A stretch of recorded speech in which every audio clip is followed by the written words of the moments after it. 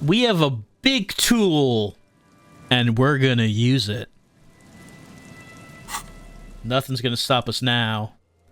What we want to do, we want to go back to the busy part of town. Here we go. Here we are. Because we got something we can use our big tool for.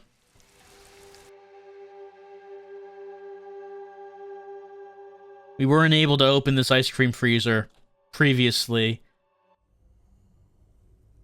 But it seems like now we should be able to make this happen. Let's see.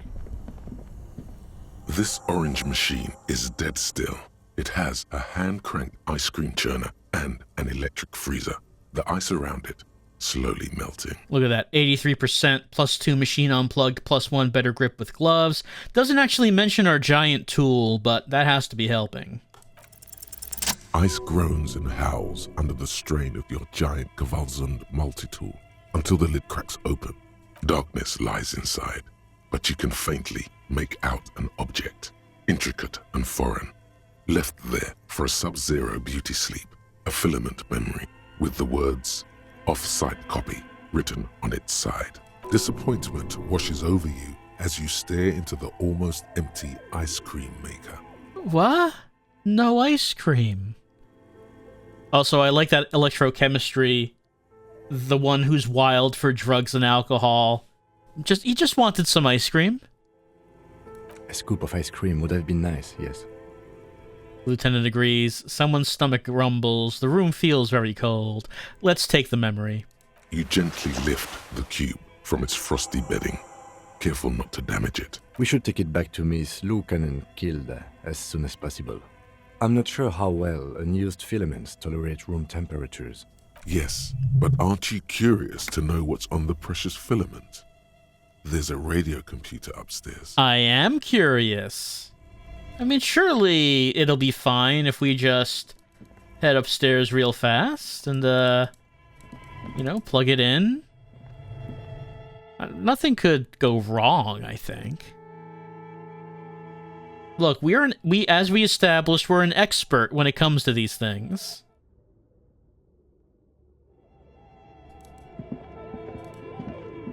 Right here.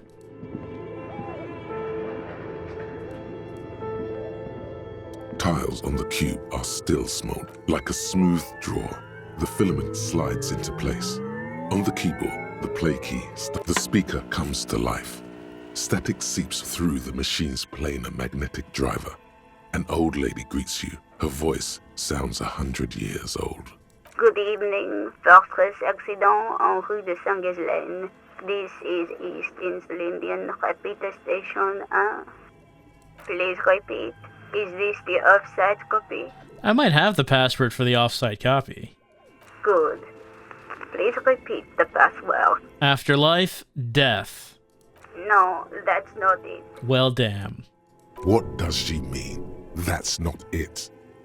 What's the password then? I don't know the password. Received. I will register this login attempt. Don't worry. Passwords have a way of turning up sooner or later. Fortress Accident.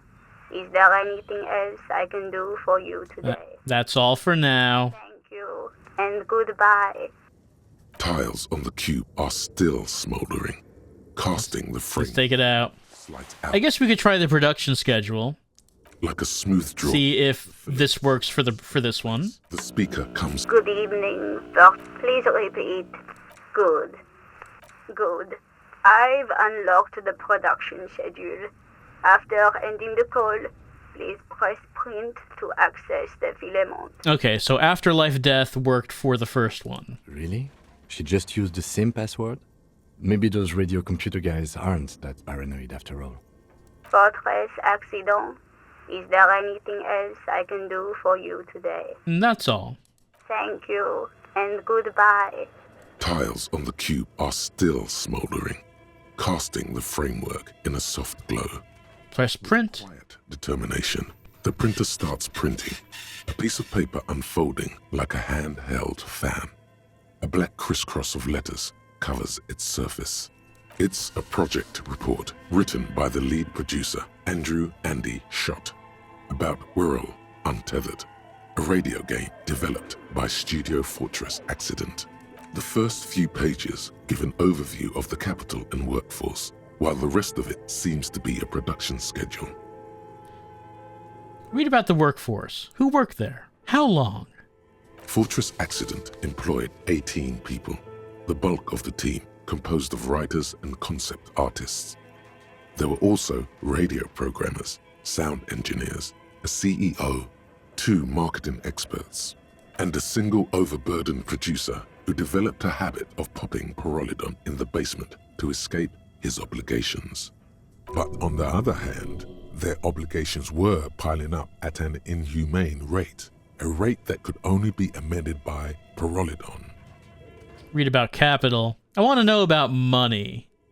In its short time of existence, Fortress Accident SCA managed to burn through truly insane amounts of money. The first tranche of seed financing brought in 150,000 Ria, but then came the delays. Eventually, the damage reached 400,000 Ria, with only half of the game finished. 400,000 Ria? Yo. These guys knew how to party. Gosh, where did they get all this money? Let's just say it was a real adventure for their Igaunian investor. Let's skim through the production schedule. The production schedule depicts their glorious descent into bankruptcy. Right, what happened? It was impossible not to fail. The project was too large, and no amount of money could satiate the ever-expanding ambitions of the development team. They tried to make a 4 million Rial game with 400,000 in their bank account. They thought they could bridge the gap with pure willpower and imagination. They couldn't. Oh, so they were done in by their own ambition. No. Even then, success remained within an ever-narrowing margin of possibility that, despite everything, never entirely disappeared.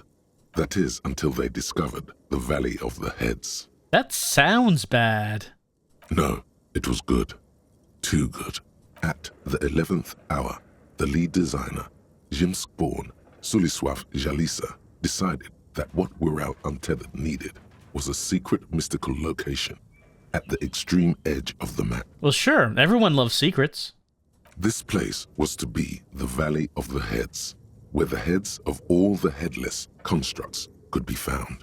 The player would have been able to choose a head for their headless party member, and each head would have been voiced on air by a professional actor. Well, this is some insane shit. Who were these people? The world had never seen their kind before, and might never again.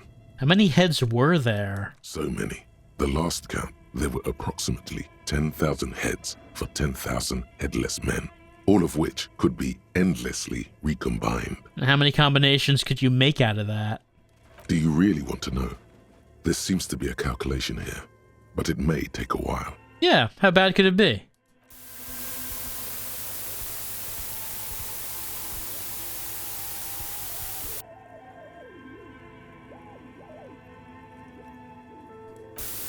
Ah, I see.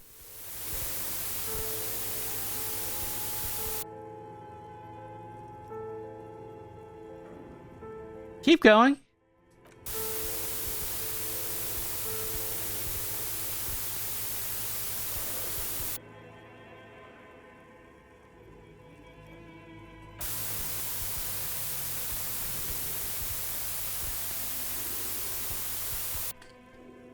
The lieutenant taps his foot impatiently, his arms folded tight against his chest. He's dying for a cigarette. Come to think of it, you are too. Yeah, he does have his one cigarette, doesn't he? We are keeping him from it.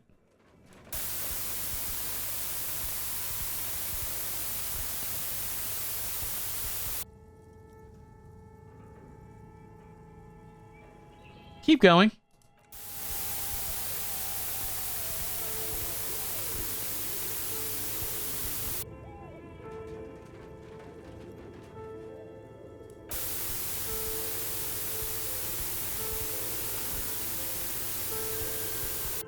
What if you broke the radio computer? What if it's never going to stop? Just let the numbers wash over you.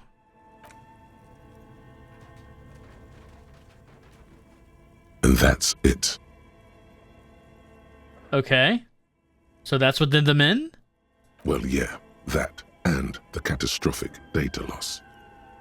The what now? On the nature of the data loss, there's ominously little information in the production log. It comes at the very end where things get fuzzy and dark, where tables and numbers seem to vanish into an eerie nothingness before the Egonian investors pulled the plug. What is clear is that one day an unidentified numeric anomaly occurred on the East Insulindian Lintel front, just as the Wirral Untethered project was being compiled that day. And the anomaly caused all the data to get lost in the air? When the project was returned, it was completely blank. The team spent weeks on the phone with Lintel, the service provider, but despite their diagnostics, they could never produce a satisfactory explanation or pay for the loss. They lost the whole game and wouldn't even pay for it? Always read the terms of service. Ah, yes. There wasn't a copy of a game, a backup? Mysteriously enough, it seems that the off-site copy happened to be on-site when the catastrophic data loss occurred. It was the lead programmer's responsibility to oversee weekly maintenance of the off-site copy and, well, keep it off-site. An explanatory note from the lead programmer has been attached. What does it say?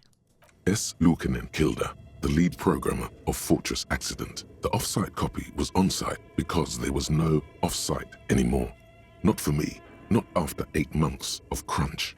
I didn't have a home anymore, so I started keeping it in the basement in the ice bear refrigerator near where I went to sleep.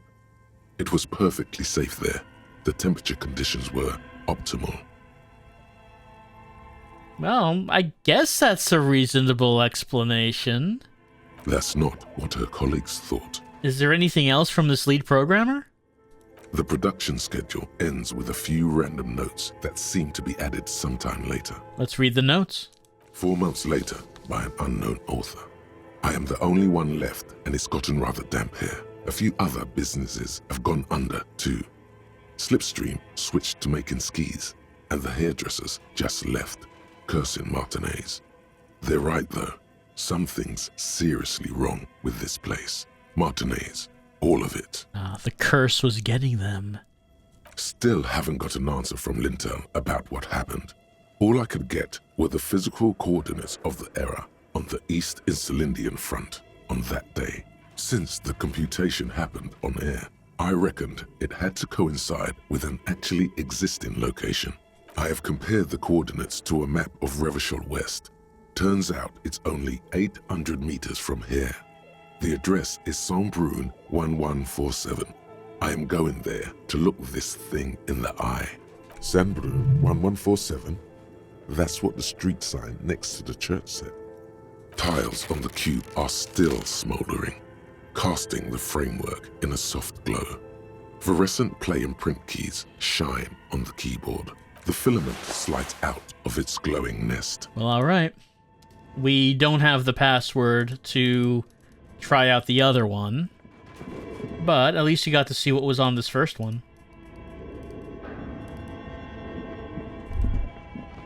Oh, what was that? Is this Emma's Atelier?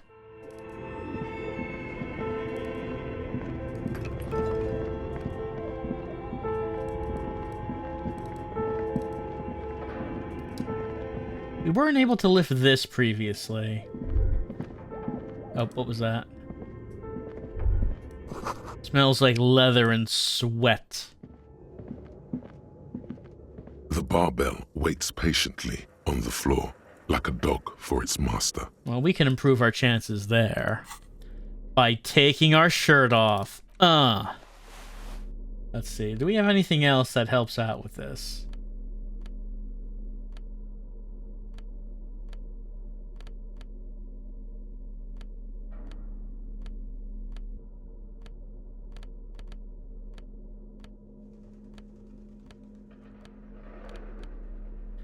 Is there anything that is reducing it?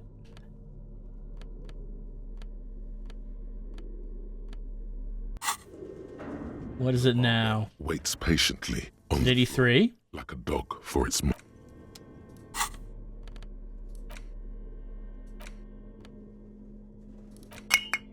But what if we chug some Commodore Red?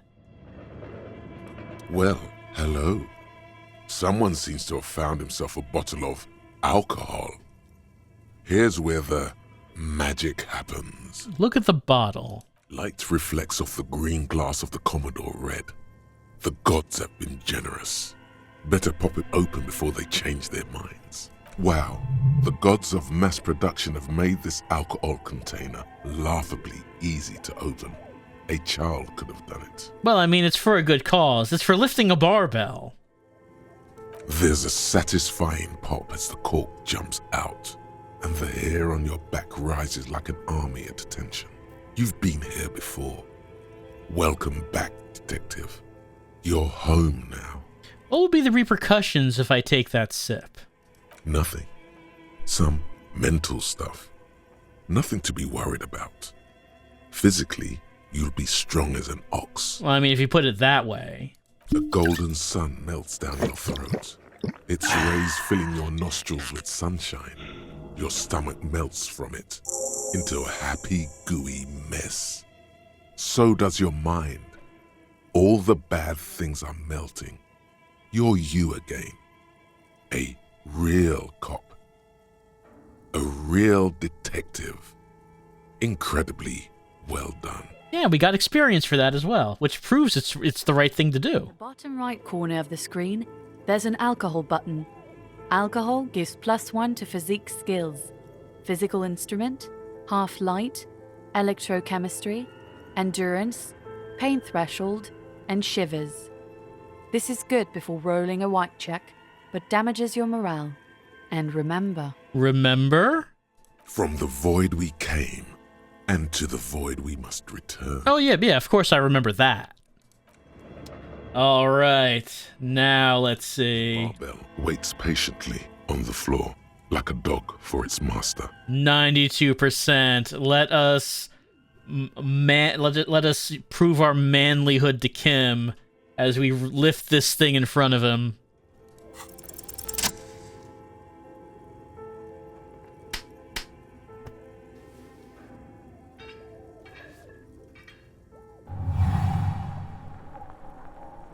Conjuring up an inhuman amount of strength, you raise the barbell up in the air. Your biceps tremble, but you're a savage. This is a children's game. I'm a true champion. A warm wave of accomplishment washes over your head as you drop the barbell to the floor. For a moment, it feels like you're strong enough to succeed at anything you ever set your mind to. Hey, but you're still in a ghost house. What if someone heard this? What if they know you're here? Good technique. I guess I already did this one before when I failed it. No, it's not that. It's the stale smell of rubber, the squeaky sound of sneakers, your bruised knee against the mat, and a whistle. Then the feeling is gone. A faint memory of sometime long ago. It's just a memory. A memory from another life. When you were young and fit.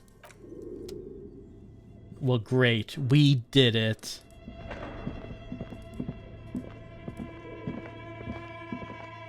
The store on the other side is closed for the night. Come back tomorrow? Oh, we can't just go into the store when no one's there?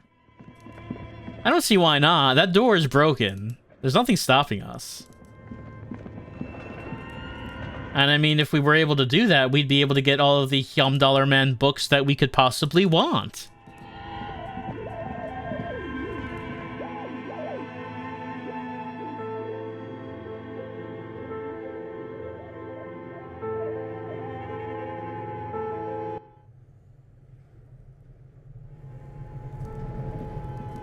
Well, the important thing is that we lifted that barbell. And that we got the memory filament. But more importantly, we lifted the barbell.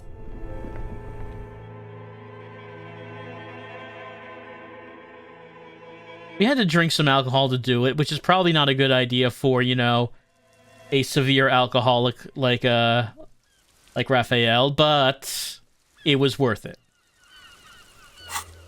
It was only a good thing.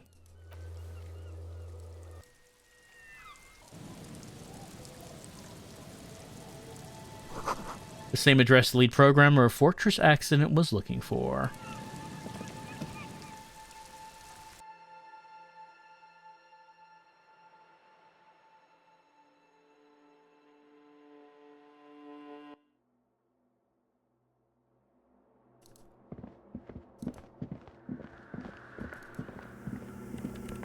Yes, what is it? About the offsite copy you asked me to bring. Yes? I brought you to Filament. Thanks. Looks like it's the one. What's gonna happen now? Now I'm going to print it out to see what's left of it. She's already inserted the filament into the radio computer's core, ready to close the door. Wait. No. That's dangerous. She shouldn't do it. Wait, don't put it in yet. It might be dangerous? No, it's not dangerous. Just depressing. How do you know? I have a theory. Lintel was able to divine the anomaly's location from this broken copy. I want to repeat their calculation, only this time with better equipment. Watch. What an intricate display of failure. The paper starts filling out with ink, soaking it in a gleaming blackness. Not a single line of data stands out. This is wrong. Machines shouldn't behave like that. Cold sweat trickles down your spine. This is spooky as hell. Now what? Sona doesn't reply, her hands running over the printout. She's looking for something. For her morning star. Eyes scouring the millimeters. Here. I found it. Where? Hold on. She's behind the keyboard now, typing in some numbers that only she understands. The terminal beeps, and the light inside starts pulsing like a glowing heart. Can I do anything? Shh. Just give me a second. I'm almost... She clocks up her typing speed. I've never witnessed a programmer work before. Done. I've got it. I found the location of the anomaly. You did it? You found the coordinates? I found the coordinates. She lets out a celebratory laugh. She's beaming. You can feel it in your heart. Great job. Oh my god, congratulations. Thank you. She yells back with a grin. Time for a celebratory drink, perhaps. Just a thought. No, there are no barbells to lift here, electrochemistry. So where is it? Where is your 2mm hole in the world? There. In the swallow. She points at the other end of the church where a group of water bowls form a ritualistic arch. Think you can help me again? She tilts her head, eyes sparkling. Well, sure, that's why we're here. I need you to go move those water bowls for me. I need to double-check my calculations. You like moving things around. Moving things around is calming. I do like moving things around. Just walk over to the circle and follow my instructions. Move the third bowl 2 centimeters to the left, and the fourth bowl 5 centimeters to the right. This should do the trick. Sure, no problem. Thanks.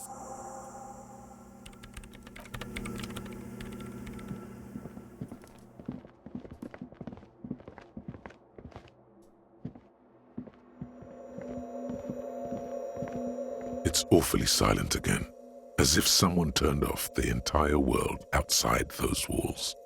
Water inside the bowls stands still. Measurements have been marked down around the bowls, each chalk-drawn line representing a centimeter on the floor. Oh boy, this is going to be good. All right, move the third bowl from the left 2 centimeters away. It moves like a ghost without creating a single trace of sound. Move the fourth bowl from the left 5 centimeters to the right. Some water spills out of the bowl, wetting the floor. The lead programmer sends you an encouraging thumbs up from across the hall. Time to run back, or maybe walk. This is a sacred place after all. Yes, sacred place.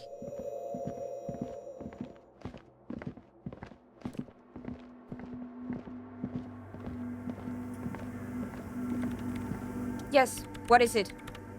I moved the water bowls to the right position, like you asked. What's next? Great. Everything should be aligned now. She stops, biting into her chapped lip. Miss Know-It-All is hesitating. What's wrong? Yeah, nothing. Now the only thing left to do is to unmute the headphones. If we got the location right, we should then be able to hear whatever sound this anomaly makes. Why did you have your headphones on mute in the first place?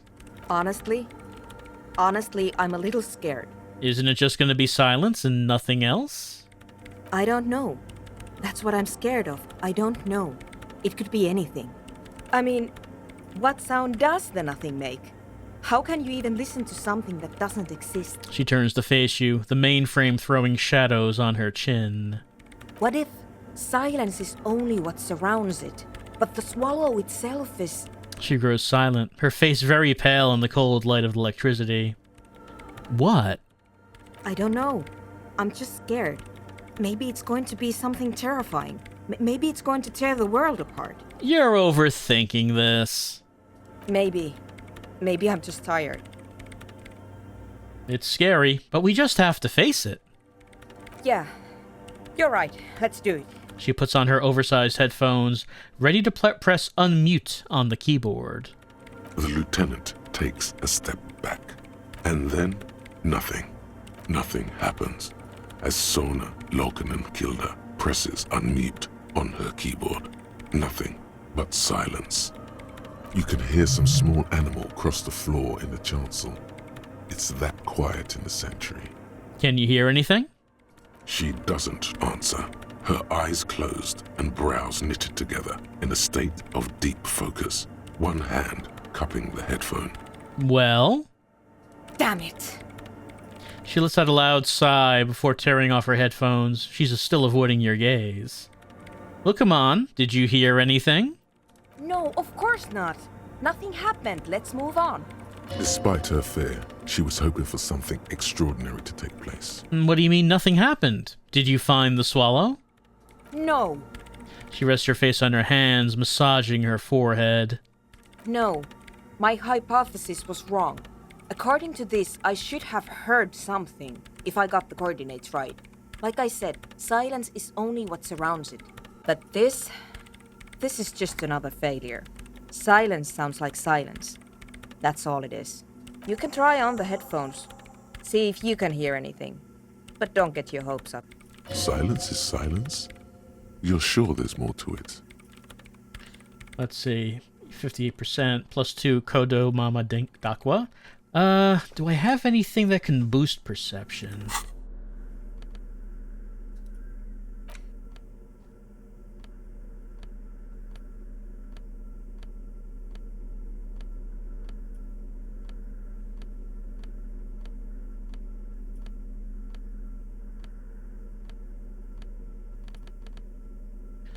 Is there anything I'm wearing that reduces it?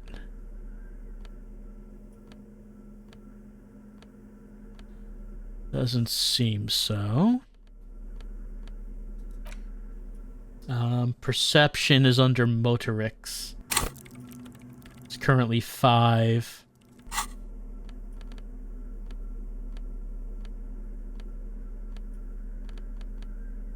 Okay, yeah, the Preptide. That increases the Motorix. The bright orange medicine bottle declares the brand name Preptide in sunny, happy manner. Someone has lost the bottle. Who could possibly have lost the bottle? Where did it come from? Who can say? We have it now is the important bit. Now that you've acquired some stimulants, it's time for a little pick-me-up. Time to detect. Will it make me into a super cop? It'll make you into more than that. A mega cop. This is your modus operandi. This is how you've done it for years. Let's go. Wait, but Kim is here. He'll be disappointed. See? That's your problem. A lack of confidence. Speed can help you with that. And, Kim, it can help you with everything. This is gonna be really bad for my health, isn't it? It's not ideal, no. But you need the zeal. Let's face it, You're never going to finish this case without cheating. All right, my body is ready. Let's do this. You raise the peptide bottle, press one nostril closed, and inhale furiously with the other. The rush is almost immediate. It tastes bitter and caustic, and stings a bit inside your nose. Mamma mia! Now the taste is slowly receding into your throat. The rush is growing in intensity, your little heart pounding like a bird in a cage. A sweat breaks out across your brow. Your jaw clenches. Kim, I did a little speed. I hope you don't mind. It was for professional reasons. I'm not your mother. I don't care. Do what you have to do. As long as you remain functional, he thinks. Now, let's get back to work. It feels great. Are there any downsides to this at all? To this? You kidding? There are downsides to not being on it. There are massive downsides. It's a potent neurotoxin. You're turning yourself into a frayed idiot. Hey, Volition's talking. Well, Volition doesn't like that we're doing it, but it's for the science. It's for the science, Volition. Well, let's boogie. Spring, spring. Everything is clear around you. You're ready to concentrate on the next task in the task chain. In the bottom right corner of the screen, there's a speed button. Speed gives +1 to motoric skills. Perception, reaction speed, hand-eye coordination, savoir-faire, interfacing, and composure. This is good before a white check, but damages your morale. I do like the emotionless tutorial lady talking. In the lower right-hand corner, there is a new icon. Press the icon to do speed. We did get a new skill point, so let's see. Indirect, let's see, that's -1 empathy for indirect modes of taxation, which isn't great. -1 visual calculus, -1 authority for Mazovian socioeconomics. Like, these two are probably the worst ones that we have at the moment because of these debuffs. Superstar did give a -1 to logic, but the learning caps for a few things did get raised. Don't know if we really need to keep this, though. There's Hobocop, which only really helps me when I sell Tear, and I guess I will at some point. John Maivu we want to keep, Anti-Object we want to keep, Precarious World, we probably want to keep that. Coach Physical Instruments, Instrument, do want to keep that. Apricot, yeah, that one has no downside. Yeah, I'll get rid of indirect mode of taxation. I mean, to be honest, we're not a badass hustler. Wasteland of Reality, that's right. We're gonna go sober. Absolutely.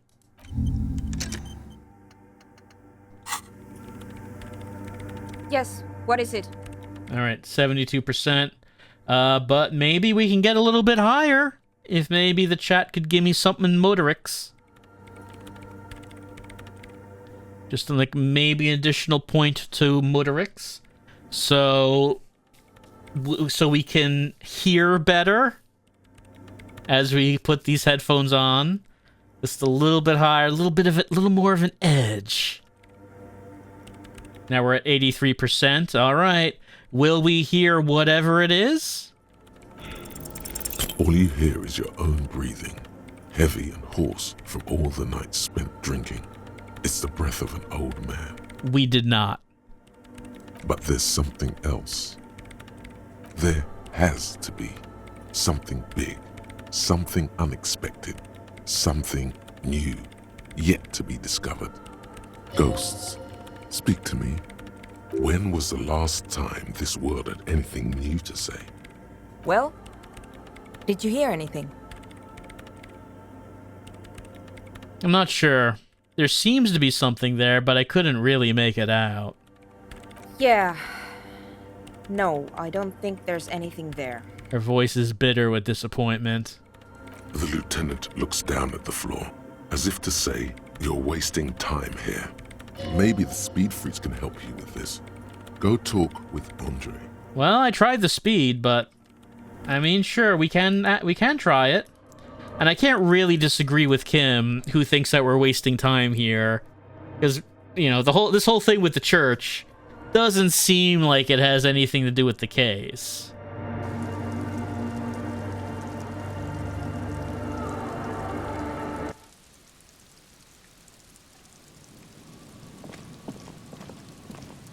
And it is 1 a.m. So Kim's probably not thrilled that we're still at this.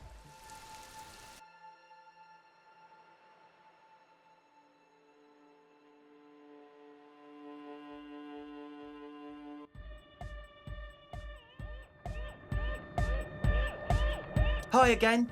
So, how are things going? Doesn't actually have anything new here. Yes? What's the deal? Oh, there we go. I'm making progress in the church, but it's slow going. There's a hitch in Suna's research. What kind of a hitch? She's trying to catch an anomaly using a special microphone setup, but she can't hear the audio coming through her headphones. An audio shortfall, you say?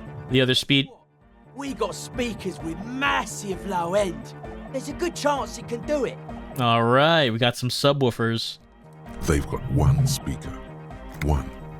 Uno. Un. Yes, we did notice that they only had the one. Not sure if it's about the lack of bass, but I'll see what Suna thinks. We've got some serious range on this baby. It'll blast her shoes off. Believe me. Goodbye, officer. Alright, well, I mean, if nothing else, that could be a way for them to get their foot in the door and start installing their equipment in the church. You know, just... You know, if you're able to make that first step, the next steps become easier. So even if the speakers don't work for the experiment, hey, they can get into the church. They're on their way to starting up their club.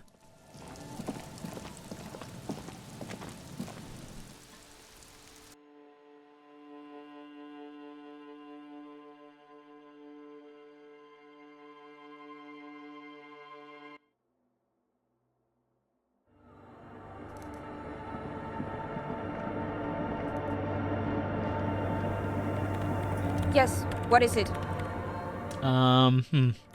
Does not seem... Oh, you can just do this again right away? The swallow, you mean? What about it? It doesn't seem like there are new options here. Thanks.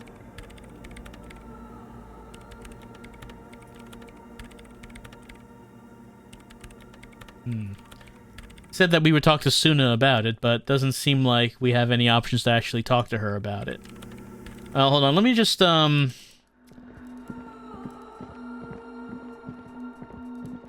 me just agree to take the speaker and see if that actually does anything.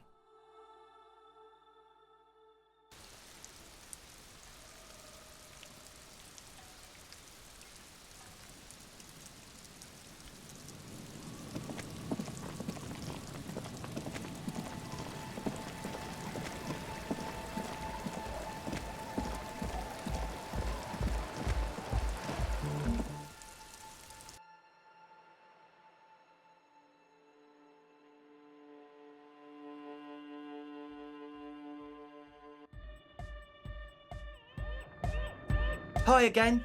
So, yes? What's the deal? What kind of a... An audio short... They've got one speaker. We've got some serious range on this baby. It'll blast her shoes off. Believe me. Okay. Goodbye, officer. Doesn't seem like it was anything different happened if we picked that other choice.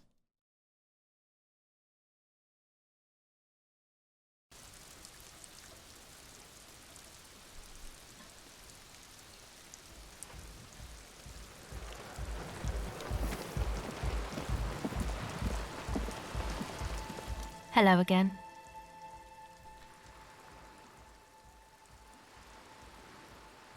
Well, doesn't seem like she has anything new to say.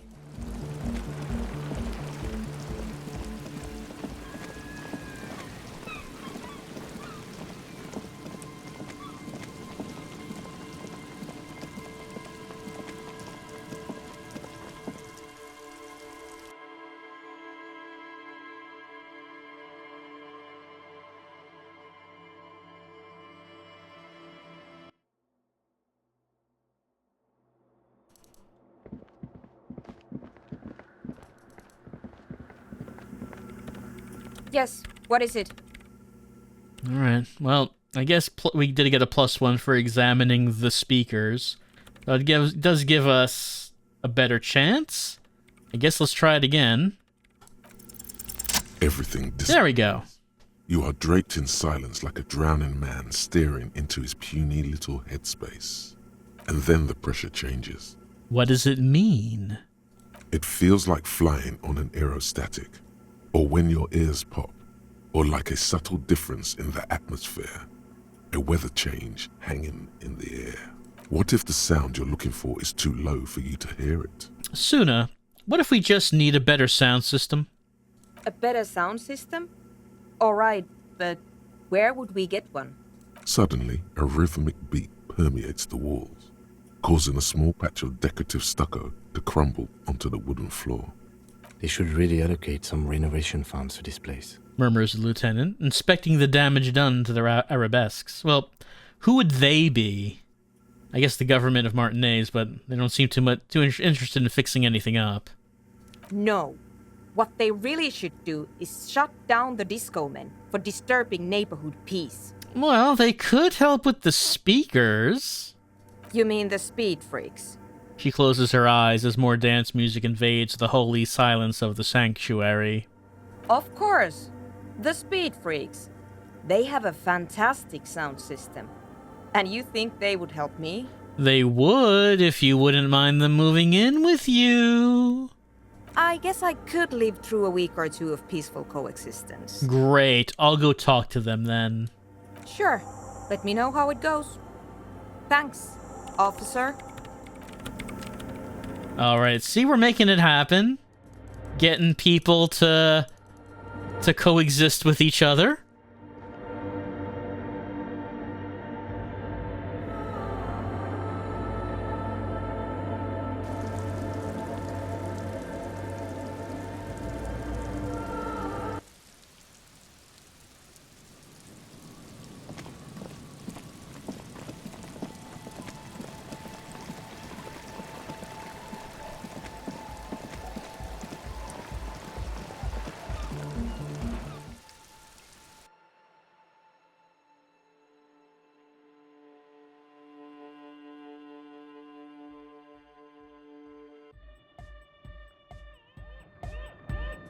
Hi again.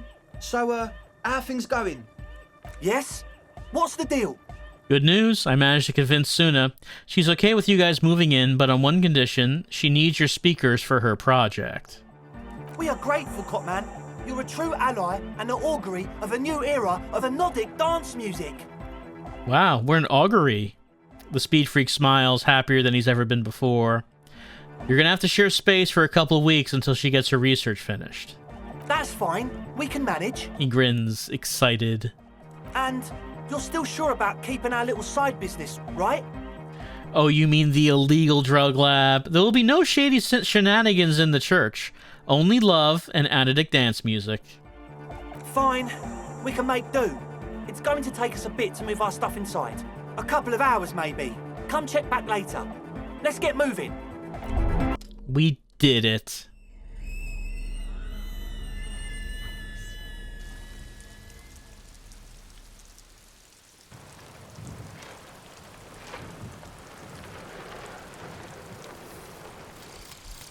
Call the Mama Dakwa. It's not only your eardrums that register sound anymore. Your very skin has become an organ of hearing. Looking for a whisper, light and low. A god who's very, very silent. Nothing escapes you. A cockroach in the other room. A candy wrapper falling on dry grass. A drunk falling from a chair in a bar 20 meters away. In fact, you haven't heard the Call du Mama Dakwa, but you have discovered that you have amazing hearing. It must be the only part of you the alcohol hasn't drowned out. Keep listening. Wow, +3 to perception, golden ear, but -1 encyclopedia, no room for anything else. Once again, encyclopedia getting ground into the dirt. But I mean, that seems like something we should keep. Perception is now at 9.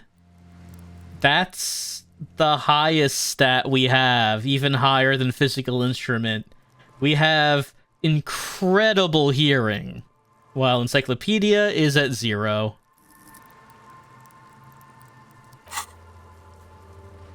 Visit the nightclub after ravers have moved in. So a couple hours from now, we'll be able to progress on that. Yellow moss on these stones. Probably stolen from someone's garden. Well, that could be. Alright, well, the only good things are happening then. As we have been exploring... Oh, hold on. You see that seagull up there? Remind you of anybody? Kim? What? Kim? No, it's you. You and the seagull are just alike. Why am I like a seagull? Think about the seagull's story. It's one of endurance and adaptation. The seaside was paradise once. They were birds of that paradise. Then their paradise became shit city. And what did they do? They became urban survivors, eating burgers out of trash cans, killing and eating pigeons. No time for that sentimental bullshit. They're hustlers, getting shit done. They're one pair of track pants away from gangsters, just like you. Hold on, have I ever eaten a burger out of the trash? You have. The body remembers. Fucking right. Whatever it takes to survive, I am the seagull. Own it. Steal hot dogs. Shit in the sand. Whatever it takes to keep going. Yeah, even if I don't have to do those things, I should do them anyway.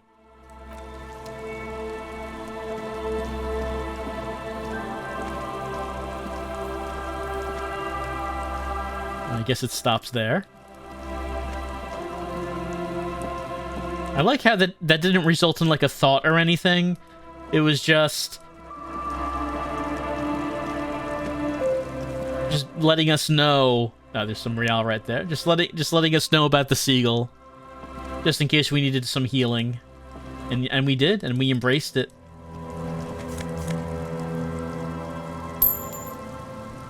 We embraced our inner seagull.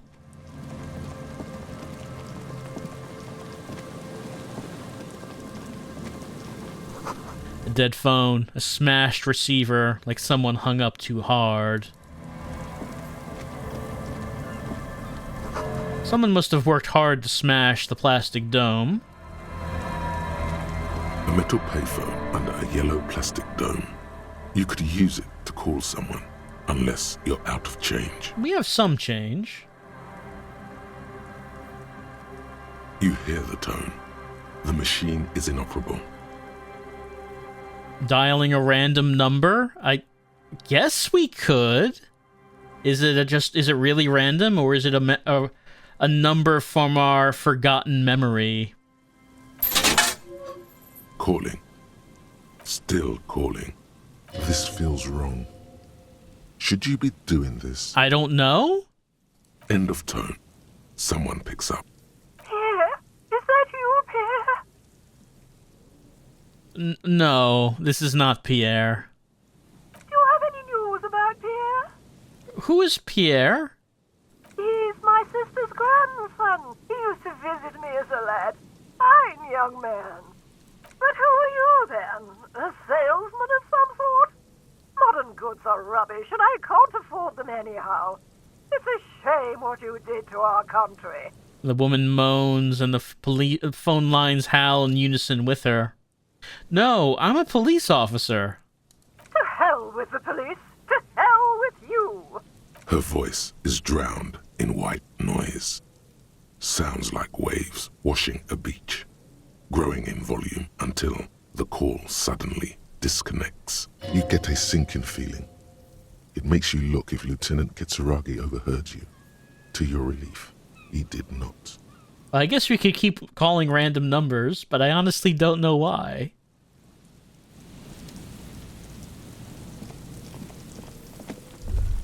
Oh.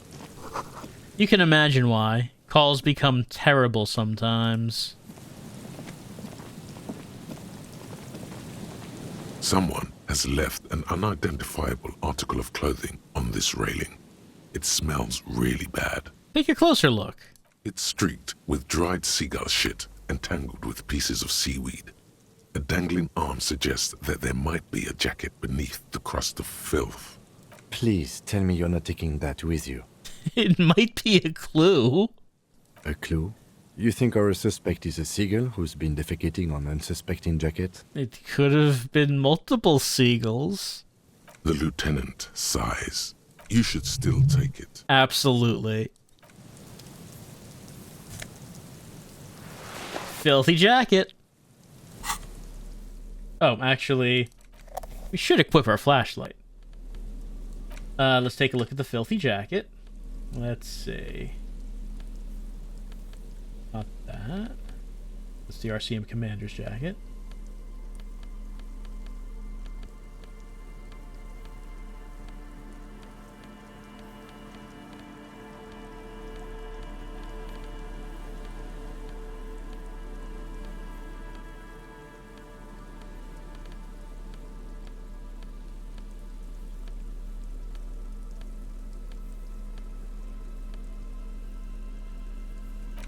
Wait, we can't wear the filthy jacket? What's this nonsense? The filthy rag has been at the mercy of the elements for quite some time. Its streak with seagull shit and abnormally stiff from God knows what natural processes. You can't even tell what brand it is. As you hold it in your hands, it makes an uncomfortable crunching sound. Yeah. Let's hear that crunch. How did this jacket get so disgusting? It's a sordid, filthy tale, not for the weak. Are you sure you can stomach it? Absolutely. Let's think about it. It occurs to you that you're not even holding the jacket itself, but rather the thick crust of jetsam and seagull shit that ensconces it. It smells like a dead sea creature, tangled in grey strands of seaweed. It must have spent quite some time in the water before the tide deposited it ashore. Gross. Why? Why did you think about it? Look at your hands. They're covered in muck. Maybe if I wipe my hands on my pants? What? No. Then it'll just be on your pants. This is a disaster. You'll never get the smell out. What, can we... Is that all? Surely there's more. Hold it in your hands. It makes an uncomfortable crunching sound. Why did I fondle the shit jacket again? There is no why. I guess we'll put it away. My curiosity about the shit jacket is piqued. I must know about it. And why can't we wear it? I feel like we need to wear this. Also, we don't need physical instrument right now, so I probably should put a shirt on. We could have logic or conceptualization. Conceptualization minus suggestion. Let's see something. Logic is at 2. Conceptualization is at 1. Alright, let's increase the logic to 3. Maybe that could make a difference.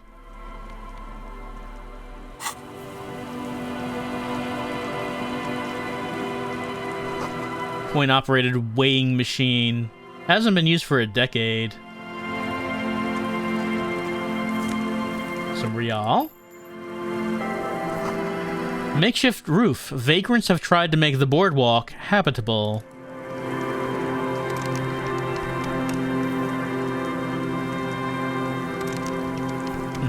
I can hear like a little sound when I interact with it, but nothing's happening.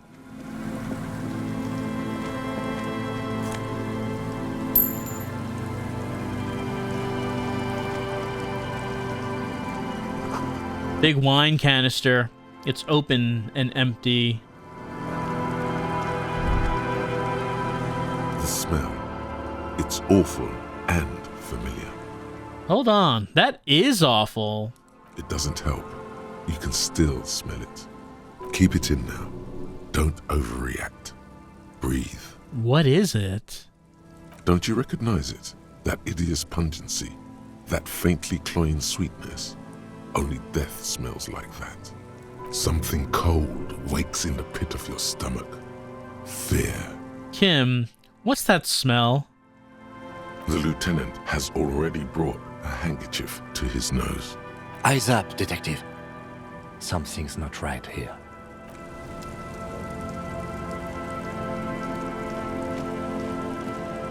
A man lies on the boardwalk, his limbs bent and neck turned at an unnatural angle. Right next to him is an empty bottle of spirits. In his cramped hand, a chewing gum wrapper. Half of his body has slipped between the cracked boardwalk, starting with the left leg. The fall has left him broken, contorted like a sad puppet. The smell is not as bad as a 2-week-old corpse, but it's definitely heading there. Hold on. The lieutenant squats next to the corpse and examines his face. 2 bulging eyes stare back at him, void of any signs of life. Lividity is faintly pronounced. Whoever this is has been dead for 2 days. No longer. He stands up. Investigate. He stands up and shivers as a gust of wind blows through his bomber jacket. Another dead body. This is your job. Steel yourself. Yeah, I guess we have a second death to investigate. Calm now. Carefully. Just another day. Just another dead body. Breathe. Study the man's clothes. He's wearing mud-caked boots, beige trousers, and an old brown leather jacket with a bright blue lining. There are traces of kebab sauce on his chest. A cool leather jacket with a bolt of blue? Oh no. This sounds terribly familiar. Search his pockets. You find some sunflower seeds and a rain-soaked library card folded into 2. His jacket feels sodden and heavy under your hand. Good. We should take a look at that library card after this is done. Study the man himself. The man has fallen through a crack in the boardwalk and hit his head against the metal bench. Coagulated blood covers his black hair. One of his feet is still dangling through the hole. You have to be quite inebriated to fall that bad. Well over a liter of pure ethanol. 3 bottles of wine or 1.5 of spirits. Examine his face. His expression is dull, like the sea behind him. Drops of water shining on his mustache. His eyes, empty and wide, look frightening in their frozen gaze. He was confused when he died. Confused and alone, most likely. Overcome with the awful surprise of it all. Study the surroundings. There's some dried blood on the metal bench, right where the corpse's head rests. The floorboards are rotten and slippery wet around the hole. An empty bottle lies nearby. A chewing gum wrapper is clutched in his fist. Examine the man's head. A dried chunk of blood covers the hair at the back of his head. An open wound. It's sticky and cold to your touch. I don't see any other major wounds, do you? Just the one on the back of his head. Seems like the head wound was fatal. It's exactly the shape of the bench. Step on the floorboards. They screech under your feet ominously. It's hard to say whether the dead man's weight was the cause of the boardwalk to break. It definitely looks fragile. You see waves churning below. Something cracks beneath your feet. Examine the bottle. A .75 liter Tallulah vodka with its cap missing. There's hardly anything left inside. It's mid-market spirits with a slight touch of menthol. The man meant to enjoy himself, have a good time. Tear all around us. He looks at the 2 other bottles forgotten near the coin-operated viewer. Examine the chewing gum wrapper. Rybowski spearmint chewing gum. Green leaves on the cover. The man's mouth is half agape from the terror of the fall. Look in. The blackness of death. Stench. You think you see white chewing gum too. Confirmed. Nearly the whole pack is there. Solidified on his lower rear teeth. He ate the whole pack, right? It's to cover the smell of alcohol before going home. The worst thing is, I've seen it before. Almost the same scenario. Even the chewing gum. It's always the same. Step back. The entire boardwalk creaks in the wind as you take a step back. Who is this man? Looks like one of the locals. He'd have to know this spot to come here. You don't, Just walk over here. He looks south, the way you came. But that's just a lazy assumption. What do you think? A dead working-class man with a bottle in his hand? Don't deceive yourself. You know who this is. We know who this is. It's the working class woman's missing husband, dead on the boardwalk. The woman you met at the book stand? Why do you think it's her husband? The leather jacket. It matches her description perfectly. The bright blue lining? Well, he's definitely someone's husband.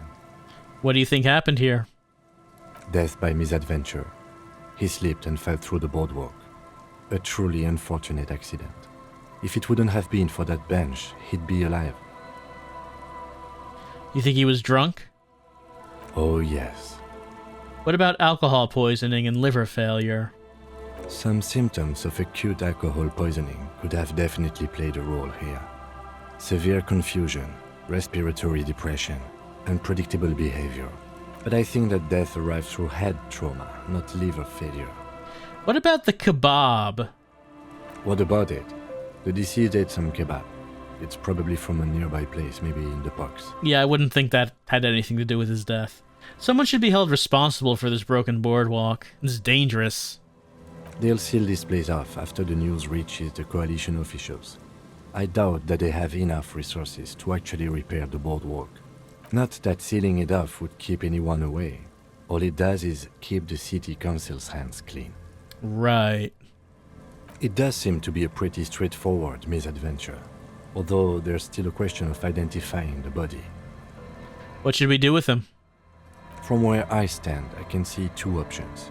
We either take the case and follow the leads to identify the body on our own, or we report back to the station and leave this for our colleagues to handle. What about field autopsy? A field autopsy isn't necessary if the cause of death doesn't appear to be criminal, and this looks like a simple accident to me. I'd say we should just write down head trauma and leave it at that. Let's keep this detour as short as possible. The sooner we get back to finding Ruby, the better. Yeah, probably is not anything criminal. Good call. The guys at processing can take care of the rest. Well, we found him. We should finish this. Alright, we should first examine the library card you found. Then we can call the station from my kinema. Let them know we are taking the case.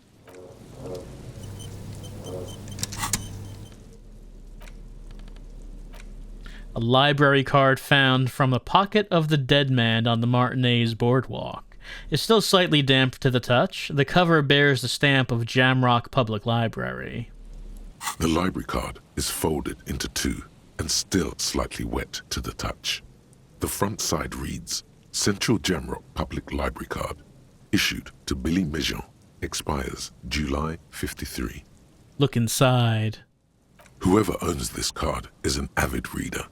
You find a list of books written in blue pencil. Radio thriller. Stand a little less between me and the sun. The last one in the list is The Glinting Curve by M. Theobald. A library stamp indicates that the book has been returned. Most of these titles seem to be in the sci-fi genre. Some thrillers too. Look at the backside. If lost, please return the card to the library. Dial 005 02 55 211 or visit us at Moreau Street, 78, Jamrock. Business hours, 900 to 1800. Good. We should give them a call from my kinema. See if we can learn anything about Billy Mejean. Good idea. There was plenty of information here to go by. Come to think of it, I mean, when we said we'd look for the husband, we probably should have asked for the husband's name. I don't think we asked for that. Seems like something we should have asked for. Let's put this away. Alright. Call Jamrock Public Library. Call the station about the dead body. Well, I guess calling the library will need to wait for tomorrow. Don't know if we can actually call the station at this time of night. Or if there's no one there. The coin-operated viewer's been out of order for years. Oh, and Yeah, Kim mentioned that there's tear. Any tear around? Okay, well, let's look in here. There's some tear, an empty cigarette package, and a crumpled kebab wrapper in the trash bin. Examine the tear. 2 empty bottles of Tallulah vodka and a can of black potent porter is all you find. No, there's more in there. Livis strawberry liquor, plus some Pilsner bottles too. Better not pick them up. They seem unhygienic. Unhygienic has never been a problem for us before. A tragedy. The lieutenant looks in the can, eyes watering from the smell. He shakes his head with genuine sadness. Examine the cigarette package. Whoever tossed it here was a heavy smoker. The brand name reads Red Astra. Now, this makes partying look bad. Still, don't let it sway you. You're responsible. Yeah, it'd be terrible if this made partying look bad. Let's not besmirch the good name of partying. Examine the kebab wrapper. You see traces of mayonnaise and ketchup on it, as well as a tomato wedge. The wrapper reads Shish Kebab Revachol. It's hard to concentrate in the smell. The sea air brings some relief.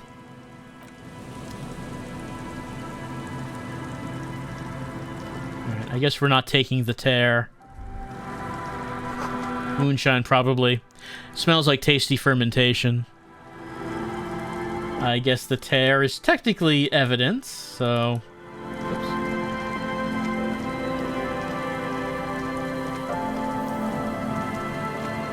Did we look at this? Oh, there's tear in there, which I can now take because of the bag.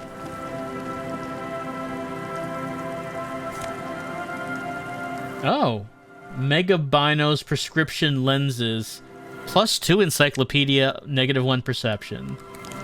So if we wanted to try to get encyclopedia up a little bit at the cost of perception, we could do that. Let's see. Not the office shades. There. Whose idiotic idea were square and beige plastic frames anyway? Beige is a color that does not look good on anyone. Not to mention that seeing the world through these exceedingly thick lenses feels almost nauseating. Well, let's see. That would give us a whopping 2 for encyclopedia, which, I mean, I don't think encyclopedia would still really say anything at 2. And having perception as a super skill at this point is kind of neat, because we're going to like basically pass every perception check. Which vagrants have really recently painted the tarp red. Water drips from it. And perception is not a thing that's been a strong point, really, so we should be getting some new information. Or information of a different kind than we've been getting. Some tear.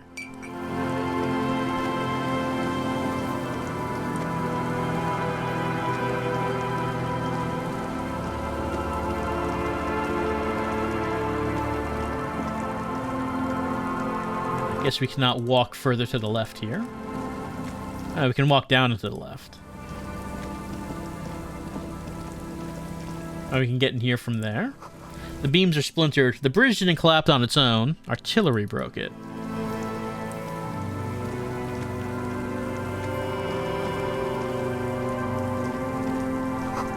Bars cover these long, dusty windows.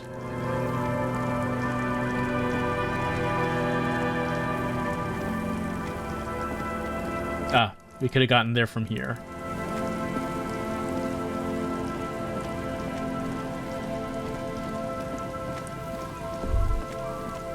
The remaining windows rattle from a strong gust of wind. They're covered in a thick layer of grime. They must have been like this for 40 years. Try to see inside. Dripping water falls from a high place. All you can see is the shadow of a collapsing staircase. Lieutenant, can you make out what's inside? No. I won't even try. You know... He takes his glasses off. I had a partner once. They called him Eyes, because he had to show me things. It's that bad. This partner of his, Eyes, things didn't end well. It saddens him to say his name. Don't even ask. He wouldn't answer. Maybe some other small talk. Can you still shoot, though? Well enough, actually. It's odd how that works. I'm no sharpshooter, but I pass my shooting courses 7 out of 10. Well, he did miss shooting the body down, but, you know, you can't blame that. That was a difficult shot to make. You see a once bright mural towering above you. The signage has peeled off over the years, but you can still make out Feld Electrical R&D. A slogan used to intertwine with the loops a long time ago. Now, only a shadow of peeled letters remains. It says, "Tomorrow is just a whisper away." Tomorrow is just a whisper away. Looks like tomorrow never came. The lieutenant raises the collar of his bomber jacket. Some real for us. Another power box. It charges nothing now. It's empty. The fence blocks the path. No way on from here. There's like things on the side of this building. Could we try to use our mega tool on it? The mega tool opens everything as far as we know. Oh yeah, it does. There's actually a bit of money behind that. And Nosafed. We'll always take Nosafed. Some people over there. But there's a fence here. I guess we cannot actually continue on from here. Can we get around that? I don't think we did, because I tried going up here and I could not get around from here.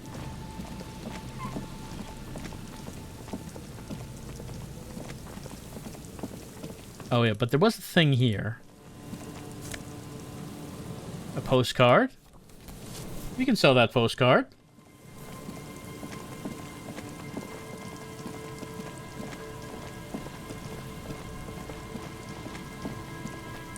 But now our flashlight's off, I should say. And since it's dark, we probably should keep the flashlight out.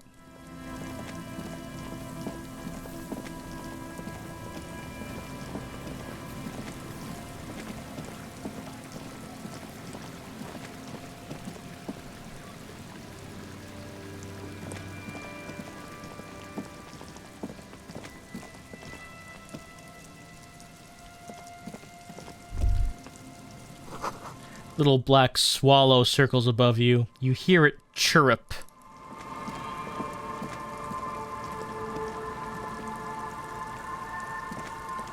Guess I can't go down from here. I can't go to the south. It seemed like there were still people to the left of us, but I can't find a path to the left. This door is closed for today. Time to put the kids to sleep.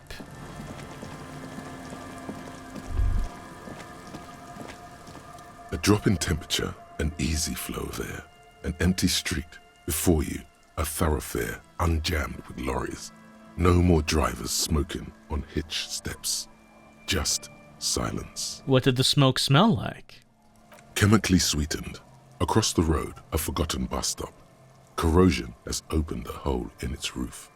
An elm tree watches over the building. Its branches are dripping with rain and snow. The road is smooth and motley, craters filled with a black asphalt.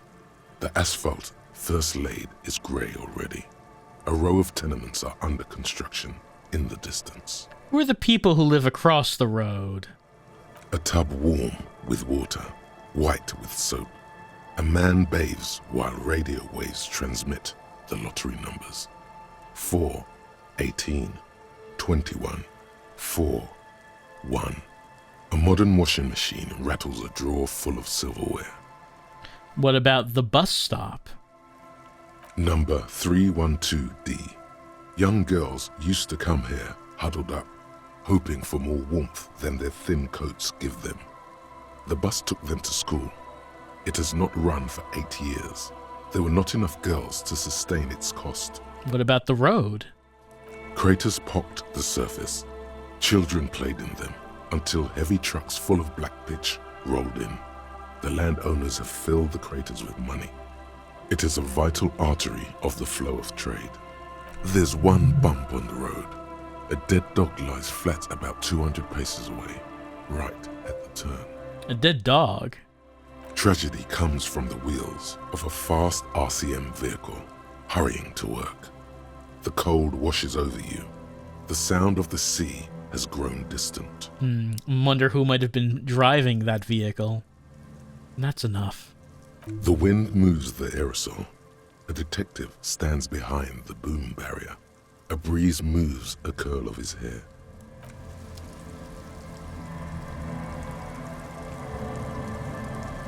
Well, it seems like we cannot go past this.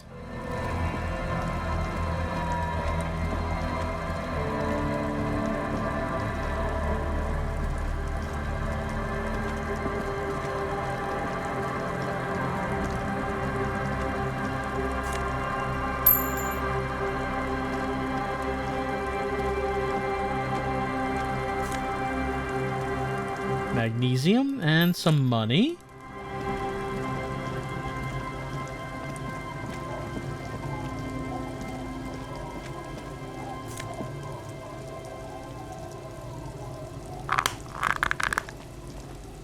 Some more Preptide. You never know when you might need it. Oh, what's that? Sounds of life in the north. A washboard scrub. Washboard scrubs filth from fabric.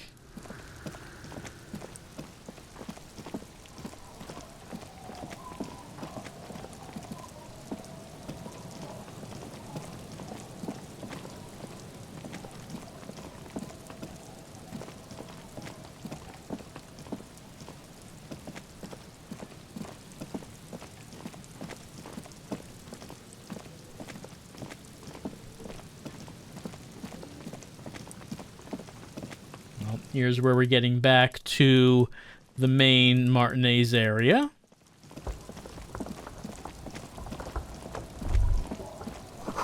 A creaking ahead, a broken axle grinding.